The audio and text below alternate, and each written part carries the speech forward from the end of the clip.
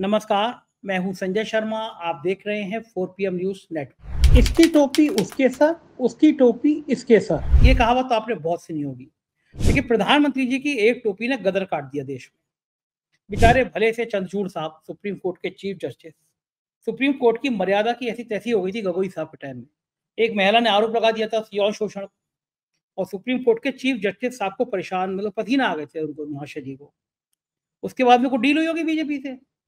वो महिला भी गायब हो गई, वो आरोप भी गायब हो गए, और गगोई साहब ने कुछ ऐसे विवादास्पद फैसले दे दिए जिसको पूरा देश बड़ा भौचक्का होकर देख रहा था। तो गगोई साहब राज्यसभा पहुंच गए।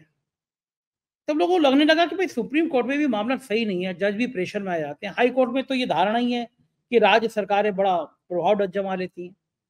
तो देश में आदमी बड़ा परेशान होता है। अभी भी अदालतों में बड़ा भरोसा है उसको। दो लोगों में लड़ाई हो जाती है तो आदमी कहता है मैं तुम्हें कोर्ट में देख लूंगा। लेकिन चंद्रचूड़ साहब एक ऐसे दौर में आए और फिर उन्होंने अपने फैसलों से देश के जनमानस में एक नायक की भूमिका अदा कर ली कि चंद्रचूड़ हैं तो सुप्रीम कोर्ट में फैसले बहुत अच्छे होंगे, बढ़िया तरह से होंगे। देखिए, प्रधानमंत्री जी ने पता नहीं क्या बदला निकाल लिया चंद्रचूड़ साहब से। क्या किया कि सीधे उनके घर में गणेश जी की पूजा करने पहुंच गए। भाई, पूजा करने पहुंच गए तो सीधे सीधे आ जाओ, टोपी लगा के जाने की जरूरत क्या थी। टोपी भी वो महाराष्ट्र के चुनाव में महाराष्ट्र के लोग जैसे लगाते हैं वैसी टोपी। अपने प्रधानमंत्री जी भी गजब है। बंगाल में चुनाव होता है तो रविन्द्रनाथ टैगोर बन जाते हैं, दाढ़ी बढ़ा लेते हैं। असम में जाते हैं तो वहां की ड्रेस पहन लेते हैं। मैं तो हंस के कह रहा था ये अच्छा हुआ कहीं सी आदिवासी इलाके में चुनाव नाव नहीं हो रहे, वरना आदिवासियों की तरह कम कपड़े पहन के भी प्रधानमंत्री को जाना पड़ता। प्रधानमंत्री जी गए चंद्रचूड़ साहब के घर, आरती करी गणेश जी की, और फोटो वायरल हो गए। अब मुझे बताइए साहब कि चंद्रचूड़ साहब और मोदी जी की मर्जी के बिना तो फोटो आ नहीं सकते, घर के अंदर के फोटो थे। और चंद्रचूड़ साहब ये जानते थे कि ये फोटो आएंगे तो सोशल मीडिया पे वो ट्रोल किए जाएंगे। हुआ, सोशल मीडिया पे बहुत ट्रोल हुए। संजय राउत MP, उन्होंने कहा तो हम पे हमारे यहाँ के मुकदमे, हम कैसे भरोसा करें कि चंद्रचूड़ साहब हमारे न्याय करेंगे। तो क्या प्रधानमंत्री जी की रणनीति थी? क्या वो चंद्रचूड़ साहब को राज्यसभा का ऑफर लेटर देने गए थे कि भैया कुछ महीने बचे हैं, थोड़ा अब फैसले मत देना, जाते जाते हमारी बैंड बजाने वाले और राज्यसभा आ जाइए? क्या ये सब बातें हवा में है? लेकिन सोशल मीडिया पे जिस तरह से चंद्रचूड़ और मोदी की मुलाकात पे बहुत बवाल हुआ, मैंने सोचा अभय दुबे जी से इस मुद्दे पे बात की जाए। जाने माने पत्रकार है, आप जानते हैं अभय दुबे जी को, बहुत शानदार बोलते हैं, शानदार लिखते हैं। तो अभय दुबे जी से मैंने इस तमाम बातों पे बातचीत की है, बहुत शानदार बातचीत है। चलते हैं अभय दुबे जी के पास, पूछते हैं कि महाराष्ट्र की टोपी का कितना असर है। हालांकि मैं मुंबई में हूँ, यहाँ के लोगों से आज मैं मजे में पूछी कि टोपी लगा के पूजा कर रहे हैं अब तो महाराज, आदरणीय प्रधानमंत्री जी। तो लोग हंसने लगे, बोले प्रधानमंत्री जी का भरोसा नहीं है कब कौन सा रंग रूप वेश धारण कर लें। चलते हैं अभय जी और सुनते हैं कि अभय जी ने इस मुद्दे पे क्या कहा। आइए, 4 PM न्यूज नेटवर्क में स्वागत है अभय दुबे जी आपका। एक बड़ी चर्चित गजल थी, हंगामा है क्यों बरपा थोड़ी सी तो पी है। आपने भी सुनी होगी गजल, उस समय में बड़ी धूम मचा दी थी इस गजल ने। एक गुलाम अली की गाई हुई है। हाँ हाँ, तो एक मुलाकात जो है अकबर इलाहाबादी की लिखी हुई है और गुलाम अली की गाई हुई है। गुलाम अली गई, हंगामा है क्यों बरपा थोड़ी सी तो पी वो है। महान शायर अकबर इलाहाबादी ने लिखी थी। महान अकबर इलाहाबादी। तो वो जो है हंगामा तो नहीं, वो बहुत बहुत बढ़िया है, उसको सुनो मजा आ जाता है। अभी मैं इलाहाबाद के कुछ लोग, 2 लोग आए हुए थे, तिरमाशु धूरिया जी के घर में था, तो वहाँ पे एक जर्नलिस्ट वो भी इलाहाबाद से आए हुए थे, तो अकबर इलाहाबाद की बात चल रही थी। तो खैर मैं विषय पे आता हूँ। तो उस गजल से मैंने संदर्भ की शुरुआत में इसलिए कर रहा हूँ कि एक मुलाकात पे भी इतना हंगामा बरप गया है। गणेश चतुर्थी की, आजकल गणेश उत्सव की बड़ी धूम मच रही है पूरे देश में। मुंबई में तो यहाँ तो इतना जबरदस्त हो रहा है, हर जगह पे आप जाइए तो सड़कों पे भगवान गणेश दिखाई दे रहे हैं। तो गणेश जी की पूजा थी, और भारत के चीफ जस्टिस जो हैं वो तो पूजा पाठ बहुत करते हैं, धार्मिक व्यक्ति हैं, 3 बजे उठ जाते हैं। लेकिन हमारे महान प्रधानमंत्री जी वो टोपी लगा के आए, तो महाराष्ट्र में टोपी लगाई जाती है, तो वो जानबूझ के क्या ऐसे विवाद पैदा कर देते हैं। बंगाल में जब चुनाव होने थे तो रविन्द्रनाथ टैगोर बन गए वो, अब महाराष्ट्र में चुनाव है तो वो टोपी लगा के आ गए। मेरा सवाल यह है कि क्या वाकई में कोई प्रधानमंत्री अगर किसी के घर जा रहा है तो उस पर इतना विवाद खड़ा होना चाहिए? पहला सवाल। दूसरा सवाल, प्रधानमंत्री जा रहे हैं, उनको पता है कि चंद्रचूड़ जी के घर जा रहे हैं तो उससे विवाद होगा, तो क्या उन्हें महाराष्ट्र के चुनाव से पहले वो टोपी लगा के आना चाहिए था जो महाराष्ट्र के चुनाव से जुड़ती है? तीसरी बात, लोग जानना चाहते हैं कि क्या चंद्रचूड़ जी को भी ऑफर लेटर है कि तुम भी राज्यसभा चले जाना, जरा हमारे मन के फैसले दे दो। क्योंकि आपको याद होगा सुप्रीम कोर्ट के एक चीफ जस्टिस पे एक महिला ने बड़े संगीन आरोप लगाए थे यौन शोषण के, और फिर गोगोई पे, और फिर उसके बाद में वो कैसे बयान आए थे उनके, कैसे निर्णय आए थे, पूरे देश ने देखा। और फिर उसके बाद वो महोदय राज्यसभा में पहुंच गए और बड़ी थू-थू हुई। तो क्या ये ऑफर लेटर क्या चंद्रचूड़ जी के घर पे लेकर गए मोदी जी, भैया थोड़े दिन शांत हो जाओ, रिटायरमेंट होने वाला है, ये एक ऑफर लेटर आया? पूरे देश में विवाद हो रहा है। तो मैं ये जानना चाहता हूँ कि क्या इसे शिष्टाचारवश भेंट मानी जानी चाहिए, प्रधानमंत्री किसी के घर जा सकते हैं, इसे सिर्फ पूजा तक सीमित रहना चाहिए, या ये फिर फोटो किसने वायरल की है? प्रधानमंत्री आते, चीफ जस्टिस की पत्नी है, चीफ जस्टिस खड़े हैं, प्रधानमंत्री खड़े हैं, गणेश जी की आरती करते, लेकिन ये फोटो किसने खिंचवाए होंगे, ये फोटो किसने वायरल किए होंगे? इस पूरे पूरे मसले पे मैं आपकी बात जानना चाहता हूँ। देखिए, साधारण परिस्थितियों में तो इस मुलाकात के ऊपर कोई आपत्ति नहीं होनी चाहिए। एक तरह से ये मुलाकात थोड़ी सी मुझे, अगर साधारण परिस्थितियां होती तो मुझे ये काफी अच्छी मुलाकात लगती, और मुझे अच्छा लगता कि देश के दो बहुत बड़े कारकुन, एक न्यायपालिका का प्रमुख है, एक कार्यपालिका का प्रमुख है, और दोनों आपस में मिल रहे हैं, गणपति की पूजा चल रही है। और मैं तो इस तरह देखता कि भाई, अगर मेरे ऐसे नाचीज के यहाँ प्रधानमंत्री का फोन आता कि आज हम आपके यहाँ आना चाहते हैं, चाय पीना चाहते हैं, या फलानी पूजा में भाग लेना चाहते हैं, तो मैं तो भरसक मना नहीं करता, मैं तो भरसक, मेरी जो हैसियत है उसके मुताबिक उनका स्वागत सत्कार करता। लेकिन मैं देश का मुख्य न्यायाधीश नहीं हूँ। दूसरे, न ही मैं उस न्यायपालिका की नुमाइंदगी करता हूँ जिसके कई जज पिछले दिनों राजनीति के साथ अपने संबंधों को लेकर बहुत ही विवाद में रहे हैं। मतलब ऐसे एक जज ने बंगाल में, जो लगातार राज्य सरकार के खिलाफ फैसले देने के लिए जाना जाता था, उसने ऐलान किया कि वो तो राष्ट्रीय स्वयंसेवक संघ का स्वयंसेवक है, और वो उसने इस्तीफा दे दिया और फिर भाजपा की तरफ से चुनाव लड़ा, तुरंत टिकट भी प्राप्त हो गया। सुप्रीम कोर्ट के मुख्य न्यायाधीश, जिनके ऊपर यौन शोषण के कई आरोप थे, वो जिस दिन रिटायर होते हैं उसके बाद तुरंत उनको राज्यसभा प्राप्त हो जाती है। और कोई भी, भाजपा भी अपनी तरफ से चाहती तो इन जजों के लिए एक कूलिंग ऑफ पीरियड का इस्तेमाल कर सकती थी। मतलब कोई ऐसा नियम नहीं लिखा हुआ है, हालांकि लिखा होना चाहिए नियम, जजों के लिए एक कूलिंग ऑफ पीरियड होना चाहिए कि आप जब रिटायर होंगे उसके बाद कुछ समय आपको इंतजार करना पड़ेगा। लेकिन भाजपा अपनी तरफ से कुछ स्वयं प्रेरित नैतिकताओं का इस्तेमाल करते हुए भाई सोच सकती थी कि भाई हम तरुण गोगोई को राज्यसभा में ले जाना चाहते हैं, लेकिन हम 1 साल बाद ले जाएंगे या 6 महीने बाद हम ले जाएंगे। इसी तरह बंगाल के जज के लिए भी हो सकता था, और भी जहां जहां ऐसा हुआ है वहां के लिए हो सकता था, लेकिन ऐसा नहीं किया गया।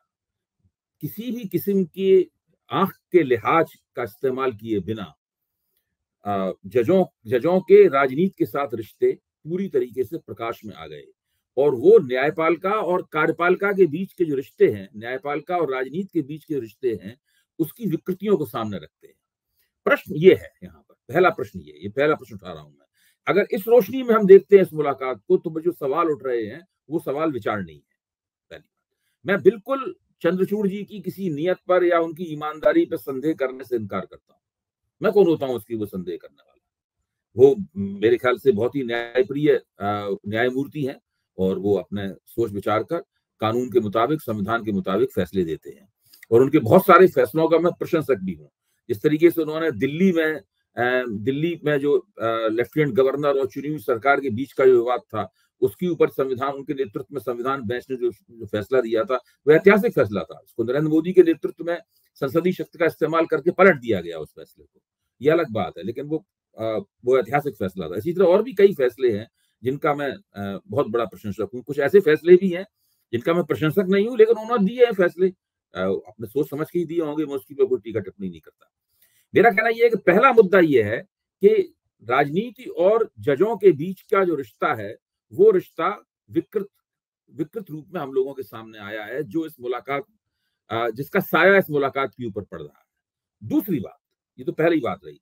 दूसरी बात यह है कि जजों के निजी जीवन का संचालन कैसे होना चाहिए और सार्वजनिक जीवन का संचालन कैसे होना चाहिए, इसके लिए कुछ लिखित नियम है कि जजों को एक अलूफनेस, यानी एक अलगाव बरतना चाहिए उन लोगों के साथ में जिनके मुकदमों को वो सुनते हैं। अब नरेंद्र मोदी केंद्र सरकार के मुखिया हैं, और केंद्र सरकार, किसी भी प्रधानमंत्री की केंद्र सरकार हो, वो देश में सबसे ज्यादा मुकदमे सर्वोच्च अदालतों में, हाई कोर्ट में और दूसरी अदालतों में दायर करती है। केंद्र सरकार से बड़ा लिटिगेंट कोई नहीं है। सर्वाधिक संख्या में मुकदमे केंद्र सरकार की तरफ से आते हैं और चंद्रचूड़ जी को या अन्य जजों को उनके पक्ष में या विपक्ष में फैसले देने पड़ते हैं।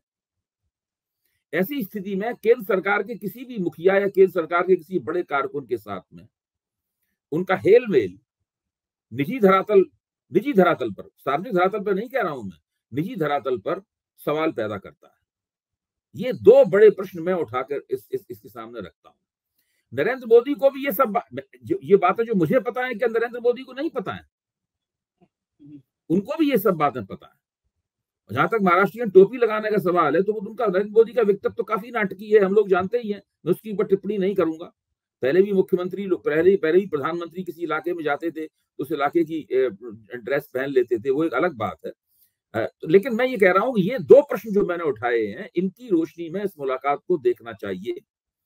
और एक पार्टी जो कि केंद्र में पिछले 10 साल से सत्ता में है और आगे भी इस वक्त भी सत्ता में है, तीसरी बार लगातार सत्ता में आई है, उस पार्टी के प्रधानमंत्री को ऐसा कोई भी काम करने से पहले इन तमाम पहलुओं पर गौर करना चाहिए, सलाह लेनी चाहिए कि ऐसा करने से क्या सार्वजनिक जीवन की नैतिकता सुरक्षित रहेगी या सार्वजनिक जीवन में नैतिकता को नुकसान पहुंचेगा।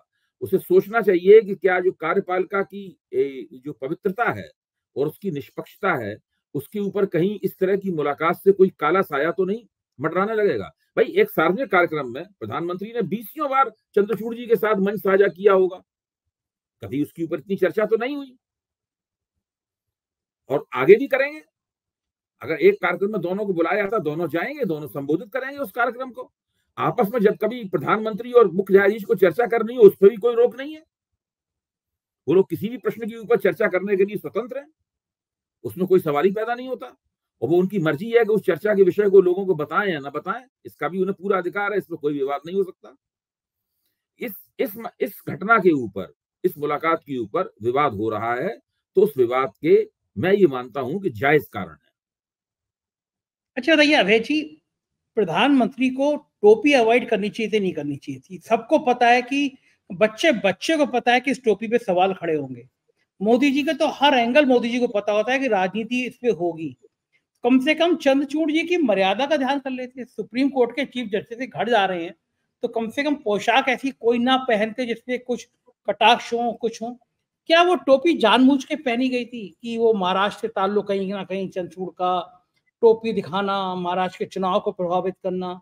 एक कभी कभी ना बॉडी लैंग्वेज के कपड़ों के परिधानों आप पहनते हैं, उसके बड़े संकेत होते हैं।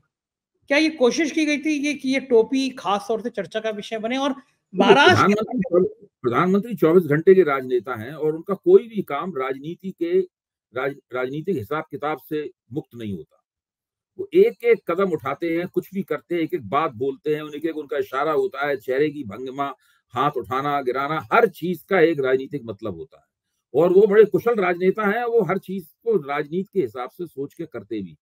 तो टोपी के बारे में जो आप कह रहे हैं, और भी बातें सोची जा सकती हैं कि टोपी, लेकिन जो आप बात कह रहे हैं वो सारी बातें सही है, मैं इससे सहमत हूँ। लेकिन मैं इससे भी ज्यादा महत्वपूर्ण आपकी मुझे वो बात लग रही है जब आप ये कह रहे हैं कि आखिरकार किसने ये वीडियो वायरल किया, फोटो वायरल किया। इस वीडियो को वायरल करने से पहले मुख्य न्यायाधीश की मर्जी थी या प्रधानमंत्री की मर्जी थी? वहां पर कैमरे किस किस्म के कैमरे थे? क्या वो प्रोफेशनल कैमरे थे या ये किसी ने अपने फोन से वीडियो बनाया है? क्यों वीडियो कुछ सेकंड का है केवल। जाहिर है कि ये कार्यक्रम सार्वजनिक प्रसारण के लिए नहीं था। अच्छा, अभी एक मेरे वरिष्ठ पत्रकार मित्र ने हम लोगों को याद दिलाया है कि चंद्रचूड़ जी भी कैमरा प्रिय व्यक्ति हैं, नरेंद्र मोदी भी कैमरा प्रिय व्यक्ति हैं। अभी पिछले दिनों चंद्रचूड़ जी कहीं गए थे और वो एक मंदिर में जब पूजा करने के लिए गए तो बाकायदा कैमरे वैमरे वहां सब लगे हुए थे और उसकी पूजा भी हुई थी और इस बात का वो प्रसारण भी ऐसा हो गया था। और नरेंद्र मोदी जो कुछ भी करते हैं बिना उनके तो 65 कैमरे लगते हैं उनके हर काम में। अगर वो गंगा में जा रहे हैं नाव पे तो भी 65 कैमरे से शूटिंग होती है, फिर वो हम लोग सब उन चित्रों को देखते हैं। तो ये एक बड़ा ये आपका सवाल ज्यादा महत्वपूर्ण है, टोपी से भी ज्यादा महत्वपूर्ण है कि आखिरकार ये कुछ सेकंड का वीडियो कैसे प्रकाश में, अगर वीडियो प्रकाश में नहीं आता तो विवाद भी नहीं होता, ये पता ही नहीं चलता, लोगों को पता ही नहीं चलता। पता चलता भी तो वो कोई अखबार में खबर होती कि प्रधानमंत्री उनके घर गए, उन्होंने साथ साथ गणपति की आराधना की, तो उसकी ऐसी कोई प्रतिक्रिया भी नहीं होती। प्रतिक्रिया भी नहीं। तो जो दूसरा, जो विजुअल इमेज है, विजुअल इमेज की ताकत अलग होती है। बिल्कुल सही बात। दूसरा, तो प्रधानमंत्री जिस सेकंड की उसने कमाल कर दिया जी। लेकिन अभय जी, प्रधानमंत्री जिस घर में जाते हैं, उनकी सिक्योरिटी के पॉइंट है, उसे घर के कमरे में कौन कौन रहेगा ये भी तय होता है। वो तो खैर चीफ जस्टिस का घर है, सबसे सिक्योरिटी वाला तय होता है, कोई इसमें और ये भी तय होता है कि फोटो कौन खींचेगा। मोदी जी का फोटो उनकी मर्जी की बिना वो खींच ले, नहीं, सब कुछ तय होता है। मेरा मानना यह है कि ये जो वीडियो वायरल हुआ है, ये इस घटना के जो 2 मुख्य कलाकार थे, मुख्य एक्टर थे इस घटना में, राष्ट्रपति महोदय, प्रधानमंत्री महोदय और आदरणीय मुख्य न्यायाधीश, हाँ, इन दोनों की मर्जी के बिना ये नहीं वीडियो वायरल हो सकता था। कॉमन सेंस, सामान्य ज्ञान ये कहता है। मैं महाराष्ट्र में चूंकि था, मुंबई, और इसके बाद में मैंने आज बात करी, बड़े बड़े प्रबुद्ध लोगों से बात करी, तो लोग तो हंसी उड़ा रहे हैं। महाराष्ट्र पे क्या असर पड़ेगा इस टोपी का, कि इसकी टोपी उसका सिर, लोग तो ये कह रहे थे। देखिए ये सब, इन सब बातों का मैं बार बार कहता हूं, प्रधानमंत्री का तरह तरह की ड्रेस बदलना, नागालैंड में जाके नागा बन जाना, महाराष्ट्र में जाके वो डब्बे वालों वाली टोपी पहन, महाराष्ट्रीयन टोपी पहन लेना, और जब तमिलनाडु में जाते हैं तो लुंगी पहन लेना, और वो यहाँ गमछा डाल लेना, ये सारी की सारी जो नाटकीयताएं हैं, ये तब प्रभावी होती हैं जबकि हवा आपके पक्ष में हो। यहाँ समस्या ये है कि माहौल पूरी तरह आपके खिलाफ है। माहौल इसलिए खिलाफ है कि जमीनी समस्याएं हैं उनका आप निदान नहीं कर रहे हैं, जनता परेशान है। जब जनता परेशान होती है तो विपक्ष की तरफ हमदर्दी से देखने लगती है।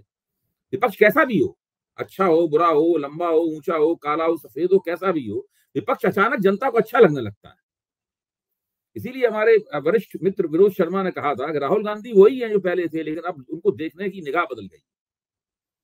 वो निगाह बदल गई है। वास्तव में जनता विपक्ष के नेताओं को दूसरी निगाह से देख रही है। जनता को लगता है कि यही उसको बचाएंगे। अब उसको राहत इन्हीं नेताओं के जरिए मिलेगी। सरकार को 10 साल उन्होंने देख लिया, 10 साल सरकार जब राहत नहीं दे पाई तो कब तक जनता सरकार की तरफ मुखापेक्षी होकर राहत के लिए देखती रहे।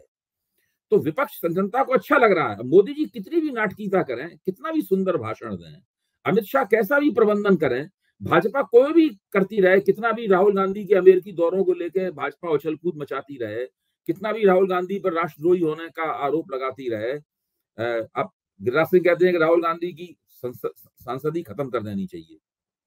कोई कह रहा है उनकी पर राष्ट्रद्रोह का मुकदमा लगा देना चाहिए। मैं तो चाहता हूं कि सरकार इनकी बात मान के ये काम कर दे, राहुल गांधी की सांसदी खत्म कर दे एक बार, फिर उन्हें घर से निकाल दिया जाए और उनके ऊपर राष्ट्रद्रोह का मुकदमा लगा के उन्हें गिरफ्तार भी कर लिया जाए। मैं तो ये चाहता हूं। फिर आप देखिए उसका क्या नतीजा होता है। तो मैं कहां मरता है। तो ये सब करने से कोई फायदा नहीं होगा। फायदा तब होगा, फायदा हो सकता है भाजपा को। मैं मानता हूं भाजपा अगले 6 महीने से लेके 1 साल के अंदर अंदर देश में बेरोजगारी में पर्याप्त कमी करे, महंगाई को पर्याप्त रूप से नियंत्रित करे, लोगों की जेबों में पैसा जाए और अर्थव्यवस्था की हालत बदले, न कि केवल फर्जी आंकड़े देके ये दावा किया जाए कि हम दुनिया की इतनी बड़ी अर्थव्यवस्था हो गई है, उतनी बड़ी अर्थव्यवस्था हो गई है। इन दावेदारियों से कुछ नहीं होता। मैं फिर चंद्रचूड़ जी का एक और सवाल आपसे पूछूंगा कि क्या वो राज्यसभा का ऑफर लेकर गए होंगे कि राज्यसभा आ जाना, नंबर 1 बात। नंबर 2 बात, सोशल मीडिया पे जिस तरह की बाढ़ आ गई है, वो बहुत नाराज हो रहे हैं। संजय राउत तो एक कदम आगे बढ़ गए, सांसद जी। संजय राउत ने कहा हम कैसे भरोसा करें, महाराष्ट्र के इतने मुकदमे चल रहे हैं। तो अब ये जो चीफ जस्टिस के प्रति ये भाव पैदा हो गया है, क्या चीफ जस्टिस को कोई सफाई देनी चाहिए कि भैया मैं कोई राज्यसभा नहीं जा रहा, मैं इस पद के बाद कोई पद लेने वाला नहीं आ रहा। क्योंकि चंद्रचूड़ एक न्याय व्यवस्था के एक ऐसे नायक के रूप में उभरे थे बहुत दिनों बाद, जब क्षमा कीजिएगा, जब गगोई साहब एक बार इस तरह की छवि खराब करके गए थे, उसके बाद चंद्रचूड़ एक नायक की तरह आए थे। उनके लिए लोग कहने लगे थे यार बहुत दिनों बाद सुप्रीम कोर्ट की साख बनी है। तो क्या ये जो आज सोशल मीडिया पर बाढ़ आ रही है, चंद्रचूड़ साहब, इस पर कोई सफाई देनी चाहिए उनको, लोगों को भरोसा जीतने के लिए, नहीं देना चाहिए, यदि छोड़ देना चाहिए? देखिए, सोशल मीडिया पे जो चीजें कही जाती हैं और बोली जाती हैं वो दरअसल सब अनधिकृत होती हैं। हम सब लोग जो बात बोल रहे हैं वो कोई भी अधिकृत की श्रेणी में नहीं आती, वो हमेशा ही अनधिकृत की श्रेणी में रहती है, पहली बात। दूसरी बात ये है कि मुझे लगता है कि हम लोगों को ये कयास लगाने से परहेज करना चाहिए कि उनको राज्यसभा का प्रस्ताव दिया गया या फलाना प्रस्ताव दिया गया। देखिए, इस तरह के प्रस्ताव इस तरह से नहीं दिए जाते। अभी चंद्रचूड़ जी भारत के मुख्य न्यायाधीश हैं और वो बड़ी सफलता से और क्षमता पूर्वक और कुशलता पूर्वक और प्रशंसा पूर्वक अपना काम कर रहे हैं। और बात आपकी सही है कि उन्होंने सुप्रीम कोर्ट की प्रतिष्ठा में बढ़ोतरी ही की है। सुप्रीम कोर्ट की प्रतिष्ठा उनके कार्यकाल में घटी नहीं है बल्कि बढ़ी है, और जो पहले घटी थी उस पर उन्होंने इजाफा ही किया है, इसलिए उनकी प्रशंसा भी की जानी चाहिए। हाँ, ये जरूर है, हम उनसे ये उम्मीद करते हैं कि वो इस जिस तरह की मुलाकात उनकी हुई है नरेंद्र मोदी की, भले ही अब नरेंद्र मोदी ने खुद अपनी तरफ से कहा होगा माना चाहते हैं, तो वो कैसे मना करते हैं उसको? ये भी तो हो सकता है, ये भी तो हो सकता है भाई कहते हैं हम आपके साथ गणपति रखना चाहते हैं, माना चाहते हैं, गणपति की पूजा हम आपके आपके साथ करना चाहते हैं। तो एक तरह से देखा जाए तो चंद्रचूड़ दंपत्ति को इसकी खुशी हुई होगी, प्रधानमंत्री आना हाँ, चाहते हैं। किसी को भी होती है। हाँ, हालाँकि मुझे लगता है, हाँ, बाकी अगर तो मैं वो अब जब उसकी जो प्रतिक्रियाएं हो रही हैं उससे हो सकता है वो और कुछ और सोचे, वो अलग बात है मुझे। हाँ, बिल्कुल। लेकिन वो जो है ना, मैं भी कल्पना के आधार पे कह रहा हूँ, ये बात में कुछ सच्चाई नहीं होगी, लेकिन मुझे लग रहा है चंद्रचूड़ साहब ने अपनी पत्नी से कहा होगा कि यार देखो ये पूजा करने आए थे, टोपी पहन के क्यों आ गए? हमने कहा ज़रूर होगा ये, क्योंकि बेचारे सीधे साधे लोग कहाँ जाने कि प्रधानमंत्री की दाढ़ी भी बन बढ़ती है, वो रवीन्द्रनाथ टैगोर भी बनते हैं, तो बंगाल के चुनाव की वजह से बनती हैं। वो तो कोई बात की था, व्यक्तित्व बहुत है। अब देखिए टोपी वाले मतलब उन्होंने टोपी पहनी है कि पहनाई है, ये भी सोचना चाहिए। हाँ, सही बात है, ये बात भी सही है। टोपी उनने चंद्रचूड़ की जो इमेज थी अभी तक, एक झटके में उसपे उन्होंने डेंट मारा है या टोपी पे, ये आपकी लाइन बहुत सही है, टोपी पहनी है या पहनाई गई है। लेकिन उत्तर प्रदेश पे आते हैं, उत्तर प्रदेश में अखिलेश यादव ने एक बड़ा आरोप लगाया है। ये कहा है कि अयोध्या में मंदिर के नाम पर अफसरों ने और नेताओं ने जमीन की भारी लूट-पाट करी है। और मैं शत प्रतिशत सहमत हूँ इस आरोप से, क्योंकि मैंने खुद कई रिपोर्ट छापी। अबे जी जमीन, मंदिर की जमीन सुबह किसी व्यक्ति ने खरीदी और रात होते-होते ट्रस्ट को कई गुना दाम पे बेच दी। भारतीय जनता पार्टी के तत्कालीन मेयर और विधायक जमीनों के धंधे में लग गए। इनको भी छोड़ दीजिए। यूपी के बड़े से बड़े नौकरशाह, इंडियन एक्सप्रेस ने लिस्ट छापी थी। कोई आईजी है, कोई एडीजी है, कोई आईएएस है। इन्होंने वहां करोड़ों-करोड़ों की जमीन खरीदी। किसी ने माँ के नाम खरीदी, किसी ने सास के नाम खरीदी, किसी ने बाप के नाम खरीदी। और फिर जब हम लोगों ने छापी थी लगातार 3 दिन तक, संजय सिंह ने आरोप लगाए थे, बड़ा हंगामा मचा था, तो एक कमेटी बना दी गई। मजे की बात यह कि कमिश्नर लेवल के आईजी और एडीजी के लेवल के जमीन खरीद घोटाले की जांच एक एसडीएम स्तर का आदमी कर रहा है। लोगों ने आरटीआई वारटीआई मांगी, किसी को कुछ पता नहीं कि उस कमेटी की रिपोर्ट कहाँ आई, कहाँ चली गई। अखिलेश यादव ने आज बहुत तीखा-तीखा आरोप लगाया और कहा कि बीजेपी ने अब मंदिर को भी नहीं छोड़ा, अफसरों नेताओं ने मिलकर जमीन की लूट करी। बीजेपी अयोध्या को लेके बहुत नाजुक मोड़ पर है। वहां पे पासी साहब, अवधेश पासी जब से जीते हैं तब से बीजेपी एकदम गम में चली गई है, बिल्कुल उदास हो गई है। और उस पे ये कहना कि अयोध्या को भी नहीं छोड़ा इन लोगों ने, इसका 10 विधानसभा में उपचुनाव होने हैं। राष्ट्रीय परिप्रेक्ष्य में एक बार क्या फिर अयोध्या की जमीन का मुद्दा भाजपा को परेशान करेगा? देखिए जिस तरीके से राम मंदिर, एक तो राम मंदिर बना है?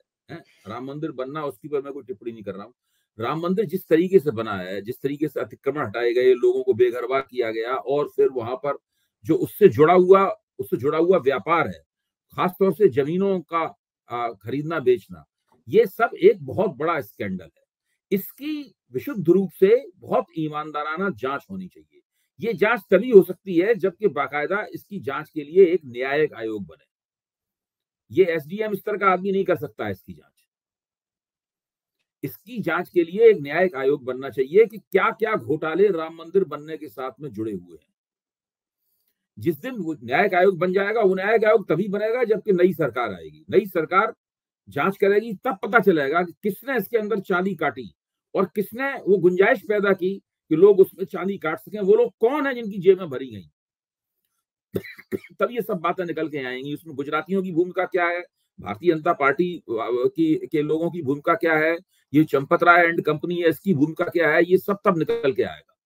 और ये सब निकलना जरूरी है, क्योंकि ये अब नहीं निकलेगा तो फिर इससे देश का भला नहीं होगा, सार्वजनिक जीवन की पवित्रता इससे पुनर्स्थापित नहीं होगी। वहां तो अमिताभ बच्चन तक जमीन बेचने आ गए थे। मंदिर का उद्घाटन हुआ नहीं, तो 2 दिन बाद अमिताभ बच्चन आ गए थे, यहाँ प्लॉट खरीदो, यहाँ फ्लैट ले लो, और जमीन ही डूब क्षेत्र की बताई जाती है। इसके अलावा अखिलेश यादव और मायावती में भी कुछ नोकझोंक शुरू हो गई। मायावती ने कहा कि गठबंधन इसलिए तोड़ा, अखिलेश यादव के तक मेरा फोन तक नहीं उठाते थे। अखिलेश यादव ने कहा हम तो आजमगढ़ में मंच पे थे, तब पता चला कि मायावती जी ने गठबंधन तोड़ दिया। कुछ बातें इसलिए कही जाती हैं कि इशारे कहीं और होते हैं। क्या लग रहा है गठबंधन किसने तोड़ा होगा, अखिलेश ने या मायावती ने? भाई जैसे ही चुनाव खत्म हुआ उसके बाद उसकी गठबंधन तोड़ने की, मुझे जहां तक याद पड़ता है, मायावती की तरफ से पहल हुई थी।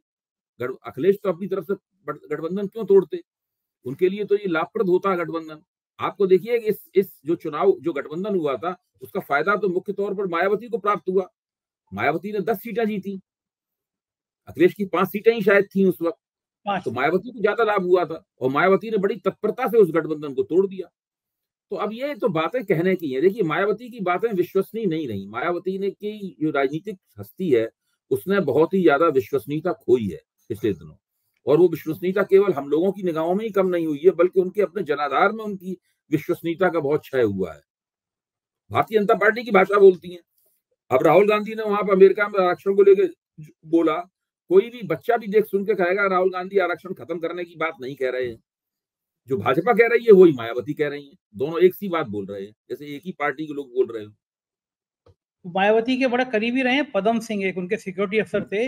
आपको याद होगा सैंडल एक बार उठाने को पूछने वाले चक्कर में बहुत चर्चा में आ गए थे। बड़े दाहिने हाथ थे और वो जाटो समुदाय से आते हैं, वो बहुत उनका सम्मान है जाटो समुदाय में। वो मुझसे कह रहे थे कि जब गठबंधन टूटा संजय जी, तो मायावती ने आरोपों की बाढ़ लगा दी और अखिलेश यादव ने एक शब्द नहीं कहा। उससे दलित समुदाय में संदेश किया कि गठबंधन को चलना चाहिए था, और देखो अखिलेश कुछ नहीं कह रहे, मायावती जी हमला कर रही है। तो मुझे लग रहा है कि तो मायावती 2-3 तरह के झूठ बोलती रही है इसमें। पहली बात तो ये है गठबंधन उन्होंने तोड़ा है, दूसरी बात ये लगातार कहती रही कि इस गठबंधन का हमें नुकसान हुआ है।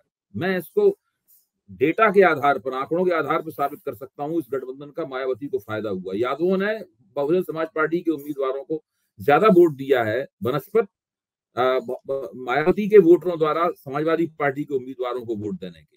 तो उस गठबंधन का मायावती को लाभ हुआ था और मायावती ने आगे भाजपा विरोधी गठबंधन में इस तर्क के आधार पर शामिल होने से मना कर दिया कि उन्हें गठबंधन करने से कोई फायदा नहीं हुआ था, नुकसान हुआ था। ये उनकी गलत बात थी, झूठ बोल रही थी।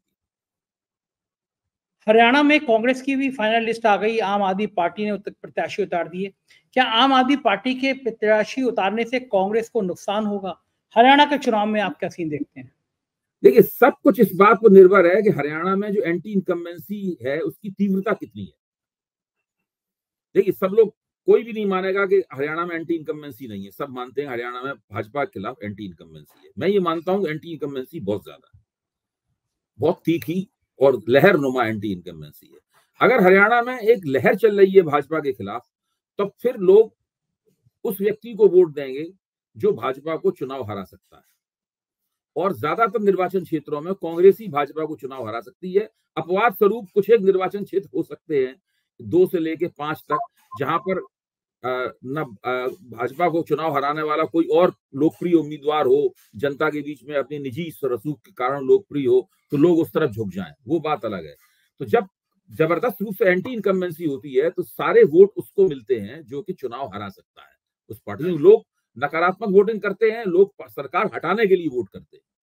तो सारे के सारे वोट, ज्यादातर वोट कांग्रेस के उम्मीदवारों को मिलेंगे, और वो दूसरी पार्टियां तमाम खड़ी हुई हैं उनको बहुत ना के बराबर उंगलियों पर गिनती करने लायक ही वोट प्राप्त होंगे। हाँ, अगर हमारा ये आकलन गलत है, अगर एंटी इनकम्बेंसी मामूली किस्म की है, मंद है, तब फिर ये लोग पार्टियां ज्यादा बड़ी वोट कटवा साबित होंगी। लेकिन अगर वास्तव में भाजपा के खिलाफ नाराजगी की आंधी चल रही है तो सारे वोट कांग्रेस के ध्रुव पर जमा होंगे। बिल्कुल ठीक बात है। राजनीति की सब बारीकियों पे बात करने के लिए बहुत बहुत शुक्रिया अभय सर, आपने बातचीत की, धन्यवाद। तो ये थे अभय दुबे जी, और आप सुन रहे थे कि कितने बेबाक तरीके से उन्होंने बातचीत की। मुझको यकीन है आपको ये बातचीत पसंद आई होगी। चैनल को ज्वाइन करना और सब्सक्राइब करना ना भूलें। शुक्रिया, थैंक यू।